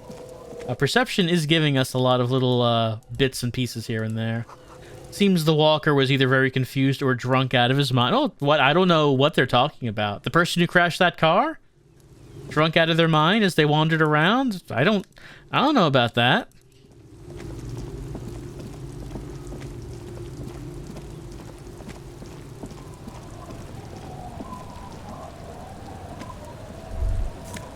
Some real. We now have 40 real. We have so much of it. What are these doing in the fish? These? The planks creak beneath our weight. The ladder leads to a school of fish swimming in the kelp. I'll just keep the cor de leche in the channel, if that's okay. It's too shallow near the pier. Oh, she just moved her boat over here. She winds the mooring line around a post. Aye, ma'am. And it's a jetty, by the way. Of course. Jetty. I prefer a good jetty to a pier any day. Jetty. Hello, ma'am. Hello, detectives. She fastens the end of the line around the post and straightens her back. It's good to see you here. I only just arrived myself. What brings you here, madame? Nothing, really. I've had my eye on this jetty for weeks now, so I decided to investigate it personally. This cluster of buildings isn't on any of the official maps, as far as I can tell. So how do you like it here? How do I like it? She casts her gaze towards the village. Slush melting on the cinder blocks. Construction work left half finished 10 years ago. Water drips down eaves of Eternite. The jetty below her feet creaks to the tune. The smell of salt and dog shit in the background. It's pornographically poor. The street has no name. All the men are dead or missing. And is that the carcass of a motor carriage over there? You don't need to look over there. There's nothing over there. Although I never heard the phrase pornographically poor. I'm surprised that woman hasn't put me to the sword yet. Maybe she will. You should ask your questions while you can. Dark eyes survey the coast leading up to Martinez. Dull grey metal rests in her scabbard. A sword. The wind is too loud for her to hear. Oh, she actually does have a sword. Fortunately for you, madame, the RCM is on the scene. Real men, real politics, real thought. Let's see. Try not to be scared. This is just how the real city looks. Oh, I'm not frightened, officer. I'd never... She leans against the railing, looking up at the grey sky. Above you, there forms a quilt of altocumulus clouds, twisting into each other. The wind tugs and stretches them over the bay. Their cloud shadows slide over the ruins of Revachol West. Wherever they pass, the temperature drops slightly, but perceptibly. Have I told you how they discovered this place? The wind picks up. Her raincoat flaps in the gust. The island? No, they're in Celindian, Isola. You haven't told me how they found it. Well, your condition has left you no worse off than most of these people. The literacy rate is around 45% west of the river. 50 years of occupation have left these people in an oblivion of poverty. 45% is around where I operate. Things are getting better, though. I knew you would sympathize. Most Revacholians will never know what this place means. Our home. This island of matter. Or why they were ferried over in the first place. Remind me to tell you one day. For now, how can I assist you in this new location? Well, tell me now. We have time. Do we? He glances at his watch. It doesn't look like he does. I hear you have singled out a suspect and are in pursuit. This is cause for cautious optimism. I would not want to delay you. This story, she will tell it only before she leaves Martinez, at the very end of her stay. Maybe there is something else I can assist you with, while you're hot in pursuit? Well, hot might be a bit of an exaggeration. Unless you're interested in hearing about how we're setting up a nightclub in the church. Unless you're interested in that. I found my badge, by the way. Don't ask where it was. By love, you did. She inspects the piece of blue plastic, her eyes scanning from left to right. Pleased to meet you, Lieutenant W. Frater Dubois. I am glad to see a man of high qualification. The situation is precarious. What can I help you with, Lieutenant Frater? Let's see. Well, nothing is lit up, so let's, more questions about reality? More lessons in basic reality? My favorite part of the day. Go ahead, ask me anything. Let's see. So I guess we failed this one when we tried it the first time. Then there's conceptual. Oh wow, conceptualization at 83. Oh, because we completed Jamais Vu, and also because we learned about Dolores Day, that gave us another +2. So even though conceptualization is 1, those two things really jacked up our chances on this. Well, let's give it a try. A strange coolness comes over you as you look at the world. The waves sway the sloop slowly. That's all. The doubt is fully formed in your head. The alien feeling persists. Yet something's still missing. You have finished mulling over the jamais vu thought, but your conceptualization skills are not nuanced enough to make sense of it. Just cannot reach that something fundamental. Glad to have been of assistance. The little that I know. Anything else? The lynching? Of course. Anything to help. Nothing new there. Sorry to have been the bearer of bad news. If there is anything else, of course. Of course. How else can I help? You don't have to tell her you met Everard right away. There's time. Well, I already did talk to her about that. What we do. I'm afraid. She nods. Well, good. She's not even asking you anything. Of course, Detective.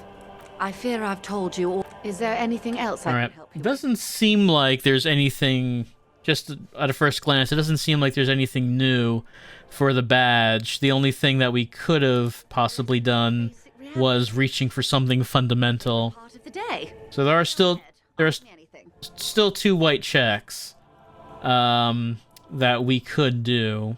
And that conceptualization one, there's a high chance of it the next time we actually get to try it. Anything else?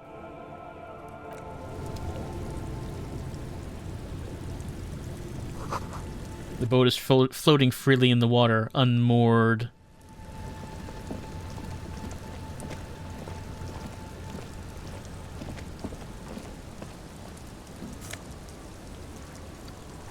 Ooh, fancy boots.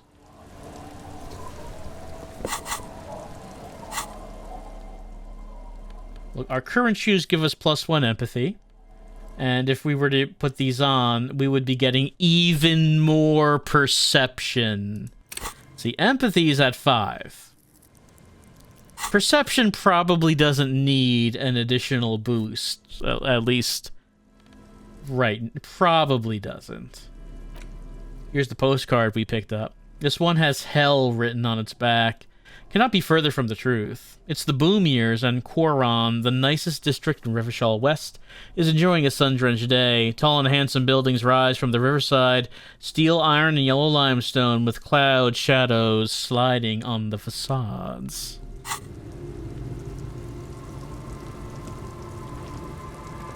Hi, officer.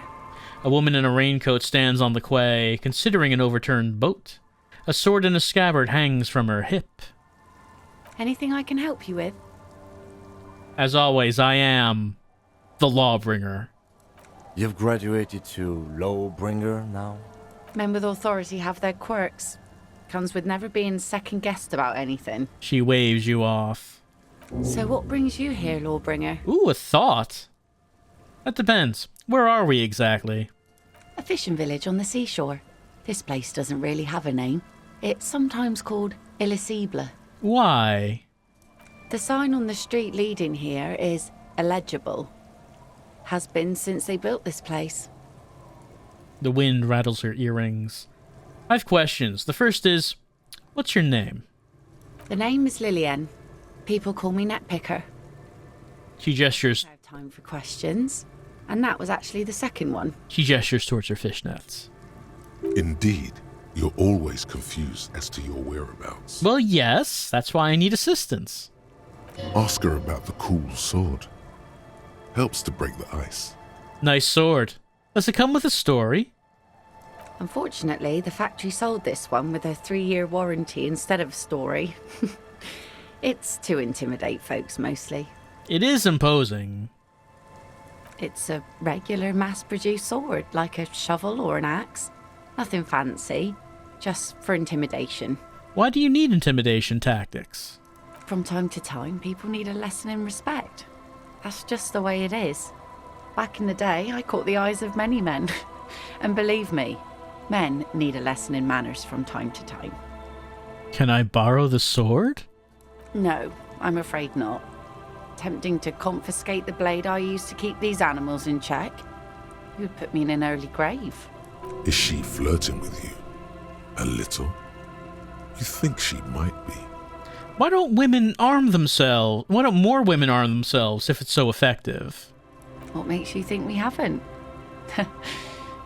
The truth is that almost everyone in this life is scared and tired and stupid and too dull for that. That goes for men too. But they put on an act for us. Pretend like everything's good and living in shit doesn't bother them. Like anyone falls for that. That does not go for real men. It does not go for you. Show her. Show her the wonder. All right, let's do this. Behold!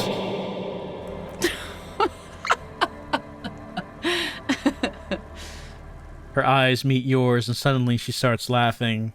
It's hoarse, as if she hasn't laughed in a while. Do you like it? Sure. It looks as if you could face down any horror in the world with that same unchanging grin. It's like a shield. The traces of her laughter are still there, in her eyes, fading fast. So, where are all the men now? Some went to patch their wounds, their lesson learned. Others were more thick-headed. And one of them, I ended up marrying. Wait, why? If they're thick-headed... Guess I enjoyed the way he bled. Her expression doesn't change. It's hard to say if it's a joke. If it is, then why the melancholy? Where's your husband now? Gone.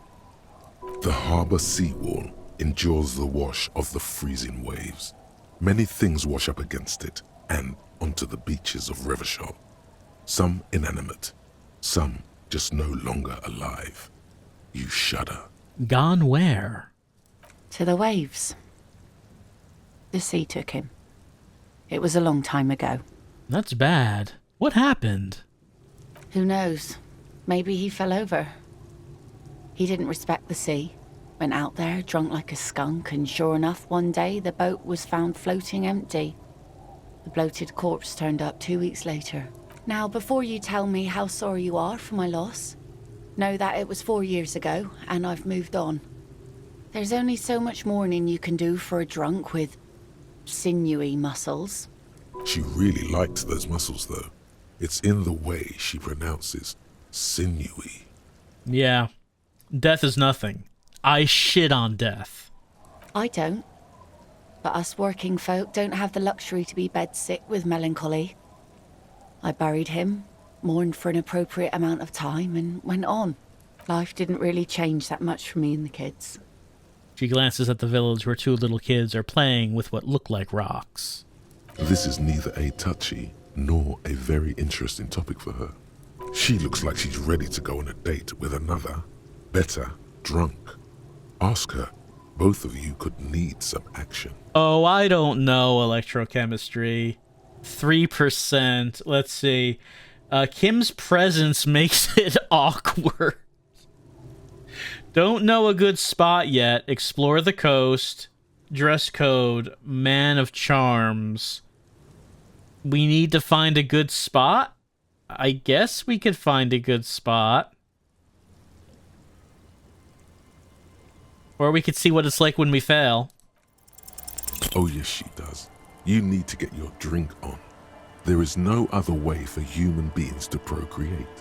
Not after 6,000 years of yeast cultivation-based mating rituals. So some pretty good choices. I like you, but I'm afraid to be around you because, you know, you're a woman. Okay. Where's this going? I need to be drunk. You do too. Please get drunk with me on a drunk date.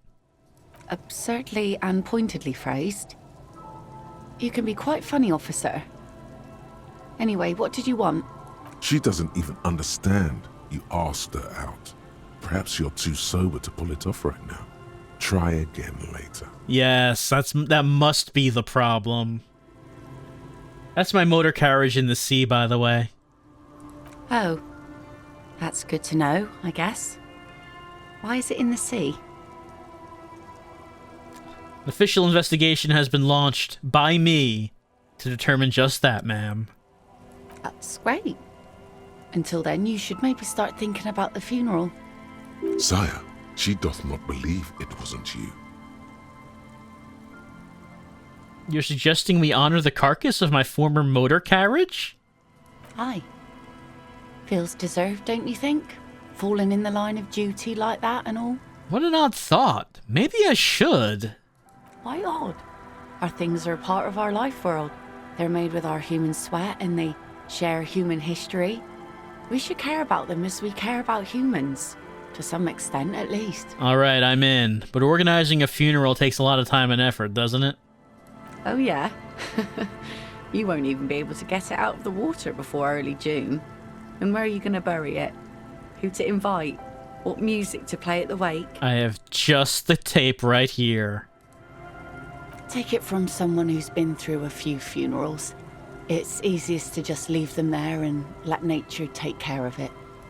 That's all we have time for right now anyway. Come back here in June and see how you feel about it then. It's not like it's going anywhere.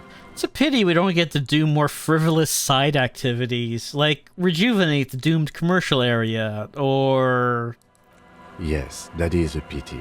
But for now, let's focus on the things we do get to do. Like the murder investigation, for example. You like the Capri funeral idea? Ah, Kim liked that one. I'm looking for someone. Maybe you can help. Let's see. Who are you looking for? I'm looking for a suspect who might have stayed in this neighborhood. Okay. When did this person stay here? It would have been very recently, over the past few days. Or she might have arrived on Friday. Oh. I've been out on the sea for most of the past week. The weather's been good for fishing, so I usually start at 4 in the morning. Really?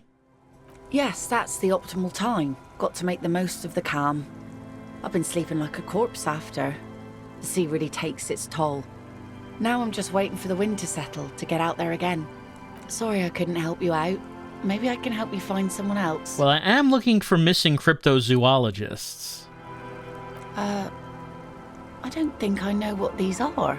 Care to elaborate? People who look for imaginary animals. Aha!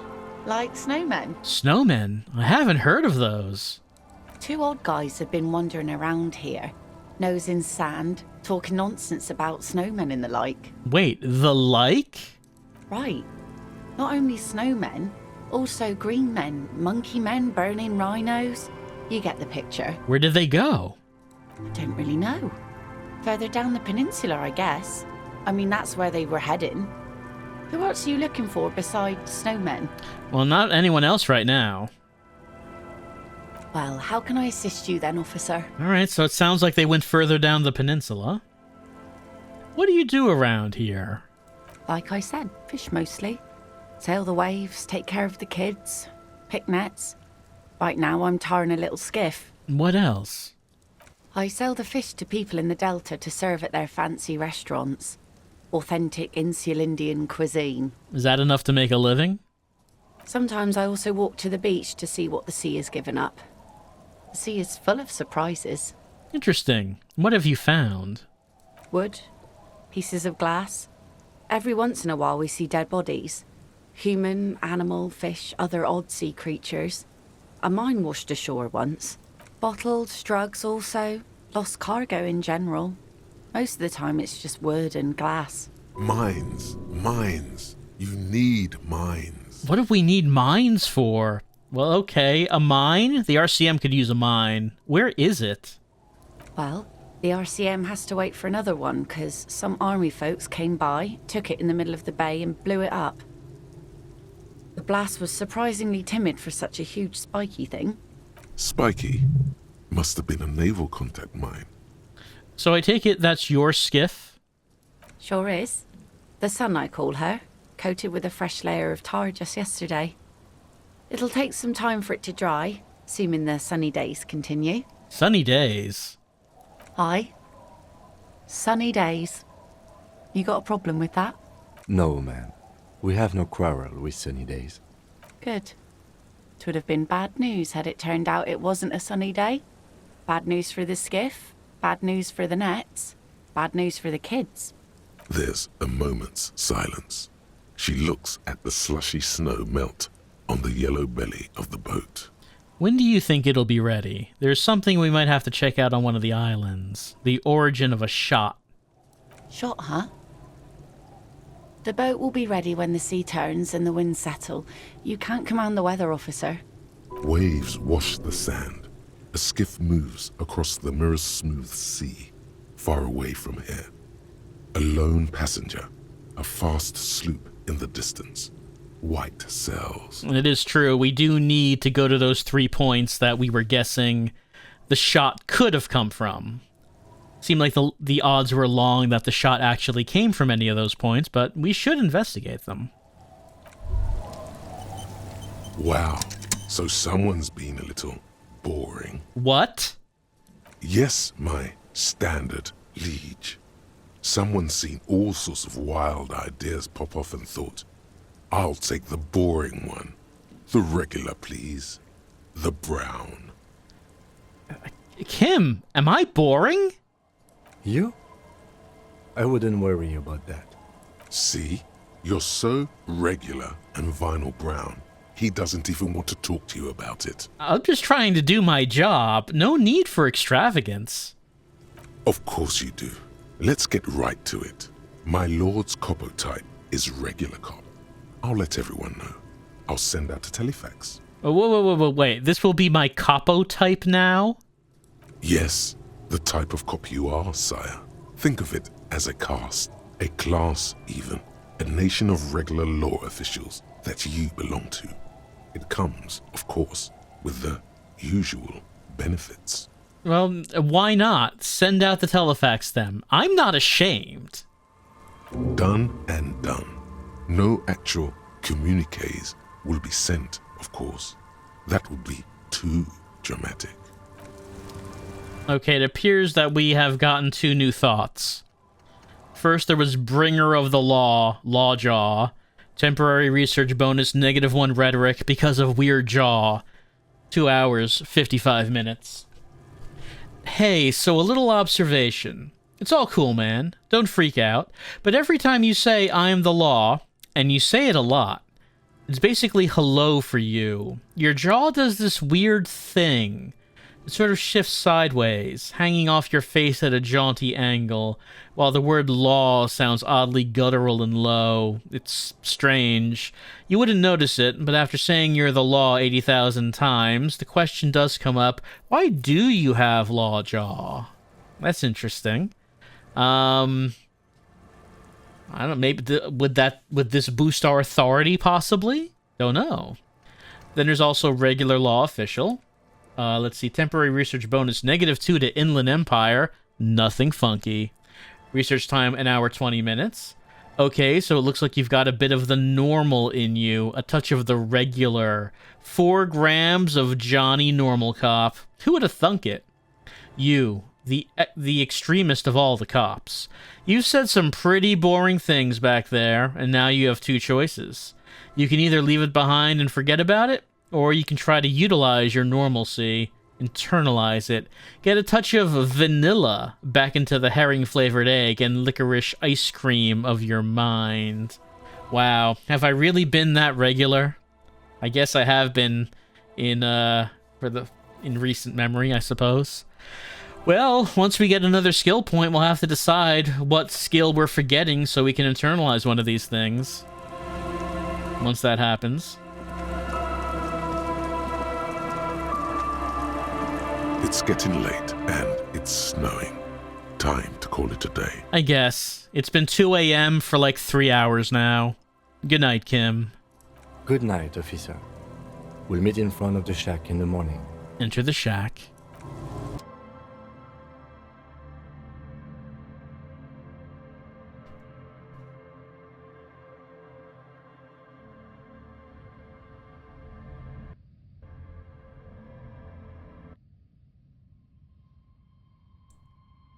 There's mirror. There's shaving, which we don't want to do. The bed is comforting, if a bit run down. Still, you've earned a rest. Yes. And I guess that means it's the end of day 3. Across the room, the heating system hums its soft lullaby. The mattress feels soft and sheets warm. It only takes you moments for the world to fall away. Thoughts, baby. A million little lights in the dark. You're one fine instrument, brother. All those faces and all those names. All that laughter and screaming and scheming around. Every corner and every street. Recorded in you forever on Faraday. Spinning in eternity. On and on it goes for untold hours. At the disco where you first asked her to dance. Rising, rising above the dark curvature. The great wingspan of sleep, studded with stars. Behold There are millions of them down there. The first time. The last time. The smoke in her mouth. The plotted flowers. The faces turning, changing. What is it? It's the world, Harry boy, and you're made of it. Every day you're out there, you make more of yourself from it. I'm afraid you can't be unmade now. You can never forget this shit. The rain, the snow. I don't want to. It's beautiful. Beautiful. It's stuck on loop, whirling, spitting out words and images. You're the son of the world again. Harrister, a ceaseless agent, picking up litter and old newspapers, collecting your little bubblegum wrappers and idiotic picture postcards. Meaningless keepsakes. Reading your awful letters and recalling things, aren't you? The endless names of the world. An address book you are. The map of a city. That's right. I am an agent of the world. You'll go insane if you keep going like this. One more day, and you'll be in the loony bin. I just know you will. And for what, brother man? For the working class. Solving your little crossword puzzles. Doing your tasks. Crossing names off lists. Trying to become some sort of world detector. It won't make it okay. It won't put smoke back in her mouth. I'm building communism for all. This time, we won't fail. Oh. There he goes again. He's a real political animal, our Harry. He still doesn't see that it's the world that's changing him. He's got no idea what he's in for. Why? 'Cause only love can break your heart. Feel the pillow under your cheek. Beep, beep, beep. The alarm is ringing, Harry. The disco circus goes on and on. You barely slept 3 hours last night. What, is that like not a lot? Do it for the wind. Open our eyes.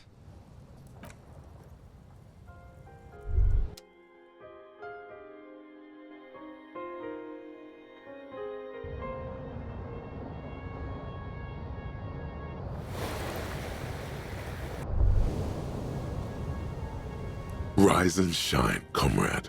It's time to get to work. What's going on? Despite all the thinking you've been doing, only 0.0001% of communism has been built. It's too great a task to undertake alone. You're going to have to get organized. Yeah, I know. I've been saying some left-wing things, but I really don't know how we're supposed to build communism. Uh-oh. Organization hasn't exactly been your strong suit, historically speaking. I mean, judging by the state of my ledger, I don't think it's possible. The condition of your paperwork is irrelevant. All that matters is your commitment to building the World Republic. You must seek out your revolutionary brothers and sisters. Find out how much communism they've built. Then, together, maybe you'll be able to build as much as 0.0002% of communism. I guess that's more communism than existed before. But it won't be easy. Decades of persecution by coalition authorities have driven the remaining communists of Martinaise underground. They live underground. These communists aren't men. They're mole people. I don't know if I want to go searching for mole people. They're not mole people. They're your comrades in the eternal class struggle. It's your task to find and join them. But I'm part of the coalition authorities. Have I been persecuting communists this whole time? Possibly. If you have been, it's only because you're a double agent acting in furtherance of your long-term objectives. Regardless, what's past is past. You need to look forward to the work of building communism for all. Will they help me fire up Mazov's socialist sausage grinder? Just between us, you may want to lay off this grind up the bourgeoisie stuff. It's a bit off-putting, even to fellow communists. Alright, I'll stop talking about putting the rich through a meat grinder if it means we can build communism. How am I supposed to find them if they're hiding? Let your nose guide you, detective. You must mean my nose, as in my huge and highly functioning brain. No, we meant your nose, as in that swollen muck detector in the center of your face. It just happens to be perfectly calibrated for sensing communists. I mean, it just so happens that my perception stat is out of this world. We really have no idea what they're talking about. There's no linkage between ideology and olfaction. But perception doubts that it can smell communism. What does communism smell like? Failure. I mean, there's so much failure in my life already. I don't know if I can take any more. And honestly, all of Martinez smells like that. That's why you're perfect for the job. No one's got a better nose for failure than you, Harry. What you're smelling is your own body odor, of course. Nothing a shower and change of clothes couldn't fix. I've changed my clothes a few times. Yep, a few times. People sometimes complain there are no real communists left in Martinez. But you can smell their presence. They're out there, waiting for you to join them. All right, I'm ready. Let's get organized. First, you'll have to locate the remaining communists in Martinez. When you get near to someone with revolutionary potential, your nose will give you the signal to establish contact. Again, no, it won't. Any olfactory response you perceive will be strictly psychosomatic. Perception is skeptical about this. You should begin by interrogating those lawless malcontents at the Dock Workers Union. They're an obvious place to start. Well, that is where I found the Communism magazine. So, probably yes. Hang on. What will I do once I establish contact with my fellow communists? You'll discuss the monumental world historical task that lies before you. You'll engage in rigorous and spirited debates about Mazovian theory and practice. But mostly, you'll probably complain about other communists. Isn't that last part kind of counterproductive? Not at all. Complaining about other communists is one of the most important parts of being a communist. All right, let's get to it. Here we go. Wake, brave worker. 'Tis no time for bed. Fight till there's no slaves below, and no masters o'erhead. All right, yet another. Oh, is it? I don't see a mention of it.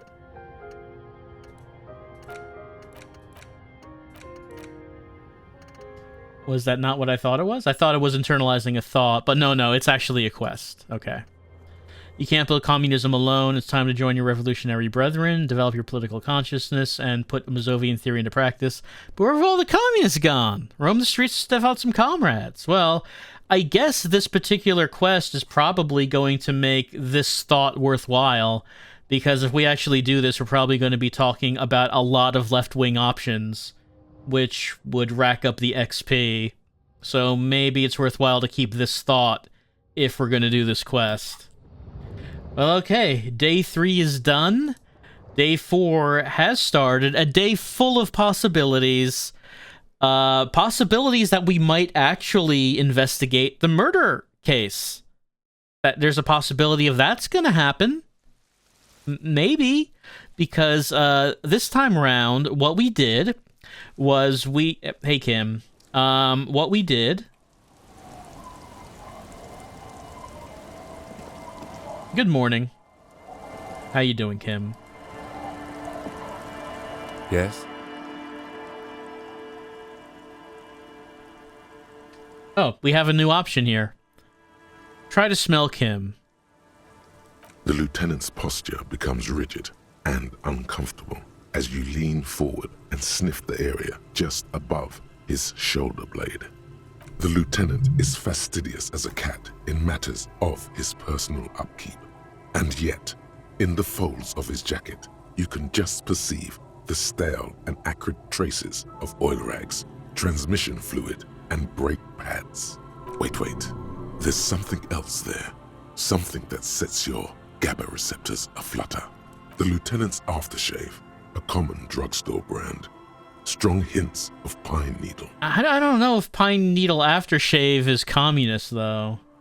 But what sort of ideological picture do these smells paint? Tough to say. Do you need something, detective? I was wondering what brand of aftershave you use. It's nothing fancy, just plain old Tiger Super Special. Alright, so working class aftershave. Could be communist. Are you thinking of, you know? He gestures towards his cheeks with an invisible razor. Lose these bad boys? No way! I didn't mean to offend. It's your business, of course. Was there something else you wish to discuss? I guess not right now. Well, I don't know if Kim's a communist, but it appears that our sense of smell is quite impressive. We're gonna save a game. And we're gonna start day 4. And like I said, what we just did was we didn't really investigate the murder, but we did help turn the church into a nightclub, and I guess we could pay that another visit, because they should be moved in at this point, and see what's going on there. And hopefully they get their nightclub set up, and then we can everyone can enjoy the music, and they can bring people close together. Everyone can feel the love. It'll be great. So hopefully that'll happen. On the downside, however, we did find the husband of working class woman. We found her husband. He is dead, and we're going to have to go back to the bookstore to tell her about what we found, and it's probably not going to be a pleasant conversation, but we do need to tell her what happened. It'll be unpleasant. We also need to give the bird that we got, the stuffed bird, give it to Gart, hopefully to try to get into Gart's good graces, so he'll let us sing karaoke in the Whirling. I don't know if that'll work, but hopefully he'll soften on us from that. There are some white checks that we need to retry here and there, like with Klasha. There was a drama check and a volition check.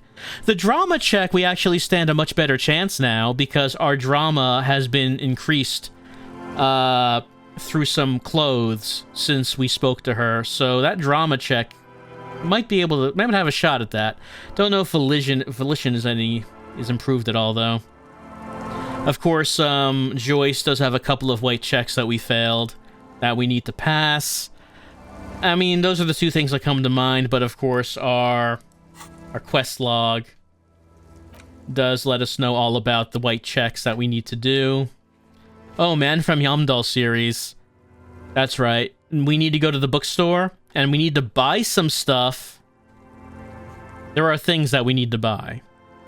There's Kuno, there's an empathy check. We need to try to pass that to try to get to know him. I think we did pass it once, but then I said the wrong thing to him about Kuno S, and just lost Kuno entirely, so we have to try to do that one again. There's that, Eternite, the pile of Eternite next to Kuno that we've tried to observe, but we keep taking morale damage. Is that listed here?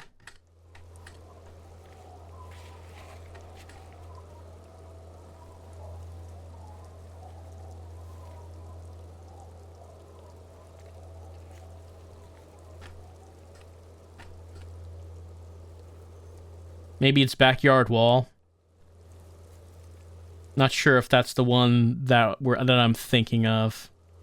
If it is, our conceptualization is still really low, so if that's the one, that's still not a thing that we would be able to... Oh, wait, no. Pile of a turn. Oh, that's perception. Okay. We'll definitely be able to pass that, because that's a perception check. So that is certainly something that we should not have a problem with. So yeah, a few checks to try. As far as this whole area of the map goes, we really haven't done anything to go further along with the murder mystery. We believe that Ruby went somewhere here, but we haven't found her, and no one is really helping us out with finding her.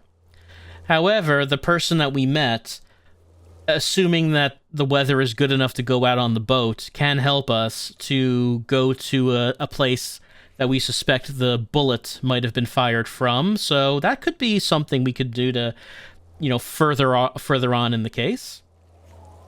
And then, of course, there's going back to Everard, because we did his little job where we had to open a door. So there's going back to him, seeing if there's anything new to talk to him about.